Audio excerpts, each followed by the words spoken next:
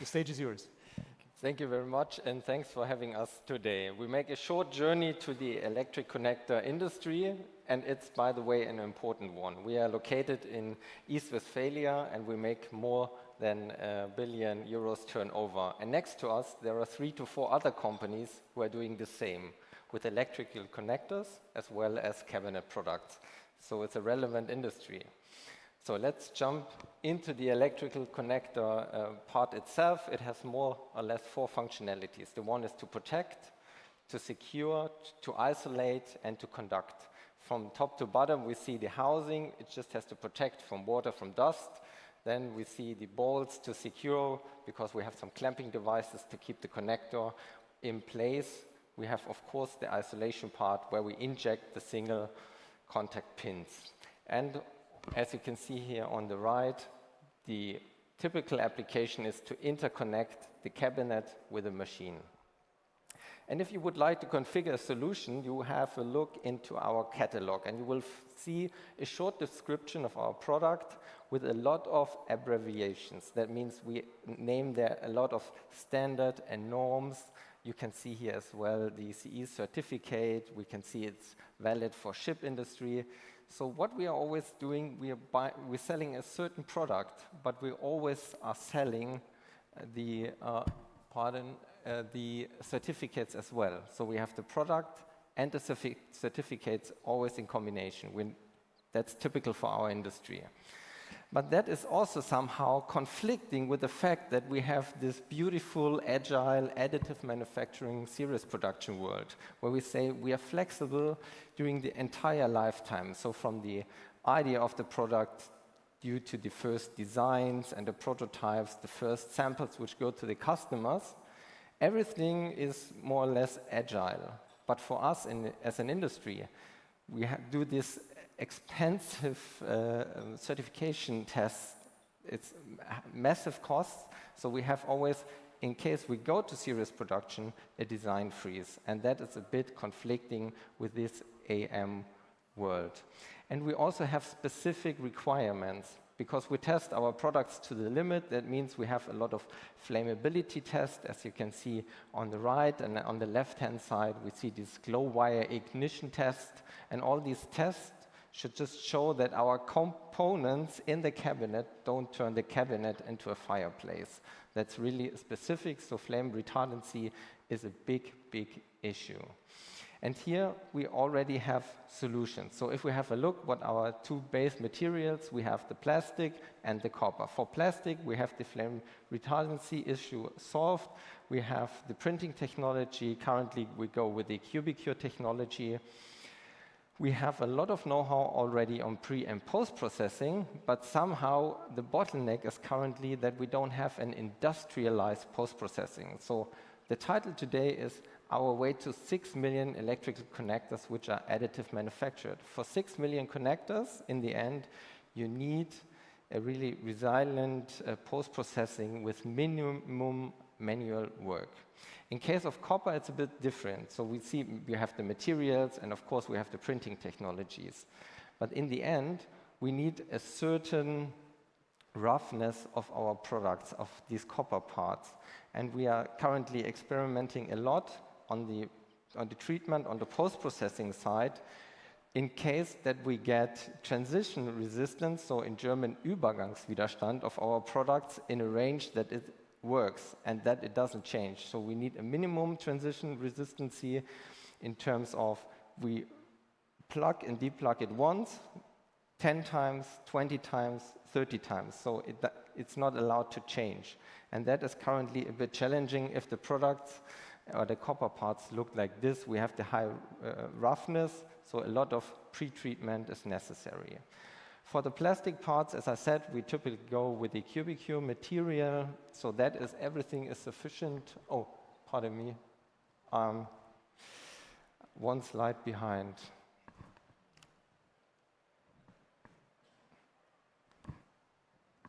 So does it work now? Okay, so okay, I repeat it once. So This is how it looks like, the copper material without pre-treatment, and that doesn't work for our industry because of the transition resistance. So let's have a look at the plastic parts. So as I said, we go with the Curicure material. That works fine for us. Also for in terms of series production, the machines are available.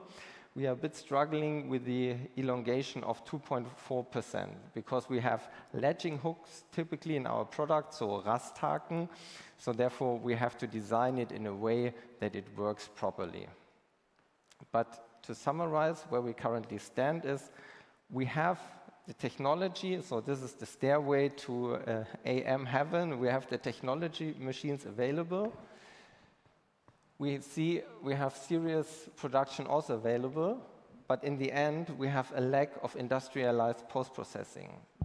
And we don't have standard quality processes, and in the end, no one already invested in some kind of certification, like a UL certificate in this field. So we need the blue card, we need certificates, and this is the case why it's also colored golden. Because that's the point where the money is for us as an electrical connector industry, but also for you here in the audience who provides technology, materials, and machines. Because then it's really getting an interesting business case, and we can remove a couple of the injection molding machines we have now to the fact that we have additive manufacturing machines in our production halls. And in the end, it's also a building of trust, because that's really an important part. It's a trust regarding the engineers at Weidmüller side, that they know, okay, additive manufacturing is a proper and a valuable production technology, but in the end also for our customers. They are, and remember, not buying a product, they are always buying the product with the certificates. And it's a real business case for us, because if you have a look at a product family here, I just show here different kind of pole numbers, but it can also change in the terms of how you clamp the connector. So a lot of connector-specific slide specialities. A couple of these are high runners. So we have automated injection molding machines which are producing 24/7 a year. But on the other hand, we also have low runner products where we buy less than 10,000. Or as an other example, we have sometimes connectors we only save 400 or 500 a year. We have to order the tool, we have to mount the tool in the injection molding device, we had to get the tool running. In the end, we have to demount it, and it's just an entire day for a couple of 300-400 connectors, so we cannot make business there. But the customer expects it. So therefore, we are looking for additive manufacturing as a solution for our low runner products. And in addition, it can be a great technology also to ramp up products in the market, because we don't have to invest in the tools. If we think back about at the HDC connector we saw on the first slide, you see you are building your mating phase with single inserts. And in case we provide a new technology, as on the right-hand side for the DC grids, so we have DC power grids more and more in our factories, we inserted here on the left-hand side a PCB, a fiber optics, because there's an LED on the PCB board which shows the user if it's powered or not on the opposing side here. And we have 4 to 5 parts we have to mount into this small insert. And with additive manufacturing, we have the freedom of design that we just press in the PCB, the fiber optics, and all the other parts, and it's mounted in a really fast and quick way, which makes the entire production, so the total cost of ownership, really low in our case. The other example I brought with me is the SPE connector. These are small Ethernet connectors.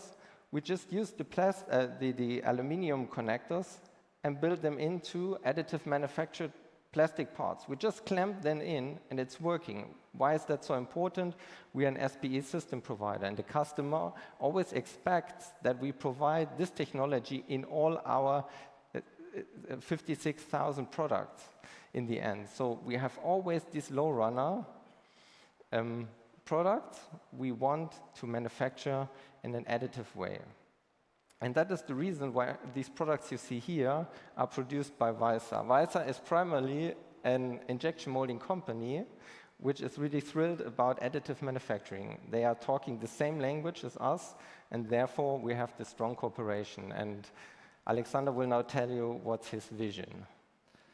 Thank you, Simon, for this kind introduction. And yes, we have around more than 90 plastic injection molding machines. We produce almost 500 million parts per year. So we consider, as Simon also very kindly introduced, we consider ourselves to be experts for big series. So, and we started AM just like maybe all of you. We started in the development department, testing and adding some prototyping.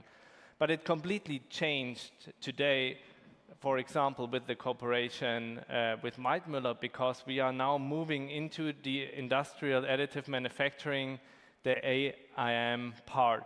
And I can tell you today that we have several cases in our production site where we offer our customers additive manufacturing as well as plastic injection molding. And we are able to produce at an amount of less than 10,000 pieces and less than volume of 1 cubic centimeter. We are able to produce at lower costs than plastic injection molding. And if I would be a little bit more courageous, I would have said even more. So I think there's still more possible, but we only have the cases for 10,000 at the moment. And the thing is, the moment Simon already said that, we have the quality ready to produce electrical functional parts in high quantities. So we are able to substitute parts, some of our parts, some of the cases Simon showed, from plastic injection molding to industrial additive manufacturing. And I think that's the basis. So for new technology to step in, you have to do at least as good as the traditional one. But there's still more. And the idea we also want to present here is flexibility. We say flexibility is the fourth dimension in serial production. And this flexibility we are talking about, that's something only additive manufacturing can produce. Flexibility divided in 3 arguments. First, you all know that freedom of design, it's been wide out there in the community here. Second, you also know that to some certain extent, we also have the flexibility in the development phase because you have faster parts and you can trial and error earlier. The difference in IAM is that you do that with a ready functional part, with the end-use part, with the one you will build in later in your product. And you can make completely different tests than just taking a lookalike part and building that in.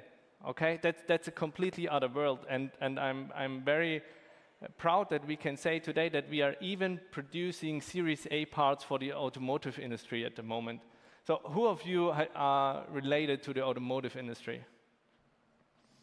Okay, do you have ever seen 3D printed Series A parts? Who of you? Thank you. So you see that that's really a big thing, producing Series A part in a functional way in additive manufacturing. And also with Weidmüller, and I can just emphasize the case with Simon presented for the first 2 things.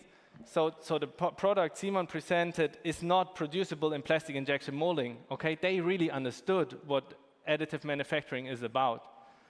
The second, we also improved throughout the whole process because this is a serious part that's been used in the field. We used it in the development phase and changed it due to the effects we only can see in the end-use part. And now I come to the third argument, and that might be new to at least hopefully some of you. We also have the variability in the amount of produced parts. While in plastic injection molding, you always have to cover for the costs and the investments of the mold. Like for us, it's like we start at 50,000 euros and at 300,000 euros. You always have to get this investment. What's happening here is, and Simon introduced that, is this connector is just thrown on the market, they don't even know if the market's going to pick it up. They just have an idea that it might pick up. And they say, okay, we produce it additively and produce some parts, throw it on the market, and the moment the market picks it up, we are happy because we can produce more parts with Weidmüller. And if not, the investment for Weidmüller is maybe a lot of time, but there's no physical investment there. And that's something maybe that could be a new thought for you to think about, this flexibility that results from the variability in the quantity. And to come back to the title we had in our presentation, we are sure from today's perspective that it's not about producing 6 million parts from one product. It's about producing those 600 products where you only have a quantity less than 10,000 parts per year. Okay, that's the sweet spot for industrial additive manufacturing, because there we can really substitute plastic injection molding. We can lower what we heard today in so many presentations. We can lower the storage costs. We can lower. We don't have a mold lying around. There's so many things to reduce those costs. And to emphasize it a little bit more, it gets even better if those 10,000 parts are a little bit different, each part, each piece. And maybe that's something we can present at next AM forum.